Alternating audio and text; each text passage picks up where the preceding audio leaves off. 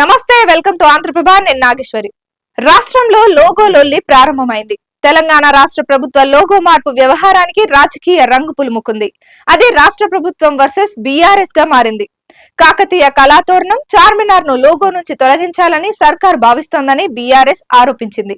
ఈ నేపథ్యంలో సచివాలయంలో గురువారం సాయంత్రం ఏర్పాటు చేసిన సమావేశంలో రేవంత్ మాట్లాడుతూ రాష్ట్ర ప్రభుత్వం అధికారిక చిహ్నం తెలంగాణ తల్లి విగ్రహాన్ని మార్చాలని నిర్ణయం జరిగిందని చెప్పారు.